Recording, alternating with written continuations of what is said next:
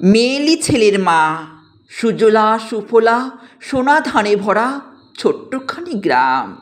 সেই গাঁয়ের এক দুঃখিনী মা, নাম তার দুর্গা। শহর পেরিয়ে তেপান্তরে সবুজ শ্যামল গাঁ। সেই গাঁয়েতে থাকে এক মেয়েলি ছেলের মা। ছেলের তার চলন বাঁকা, হাঁটলে কোমর দোলে। পড়শিরা বলে ভগবান পাপ দিয়েছেন, দুর্গার কোনো ভুল ছিল হয়তো। ছেলে তার ঠোঁটে রং মাখে, গায়ে জোড়ায় শাড়ি। শরীরে সে পুরুষ হলেও মনে সে নারী। মেয়েদের মতোই কথা বলে সে, পুতুল নিয়ে খেলে। এসব দেখে গাঁয়ের লোকে হাজারো কথা বলে। রেগে গিয়ে স্বামী তাহার ছেলেকে যখন মারে, দুর্গা রূপে দুর্গা ছেলেকে আষ্টে পিষ্টে ধরে।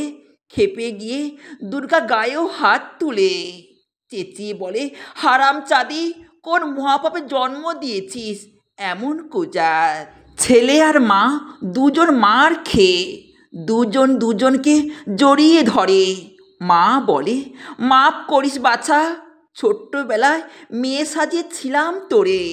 আমি চাইতাম আমার একটা ফুটফুটে মেয়ে হোক, তাই বুঝি ভগবান মোরে ছেলে আর মেয়ে একসাথে দিয়েছিলেন। তোরে পেয়েই ভুলেছিলাম আমি একটা মেয়ের শোক। চল বাছা মোরা চলে যাই, এ গাঁ আমাদের না মেনে নেবে না। অন্তরিক্ষে থেকে হয়তো ভগবান কাঁদেন, কাঁদে পুত্র আর মা। ভোর রাতে তারা নিরুদ্দেশ হয়, কেউ পায় না খোঁজ। একটা একটা করে গ্রামে রোগ ব্যাধি বাড়ে, মৃত্যু হয় রোজ। সেই গাঁয়েতে কলেরার প্রকোপ মহামারীতে ছেয়ে যায় গা। সবাই বলে সাপ দিয়েছে মেয়েলি ছেলের মা।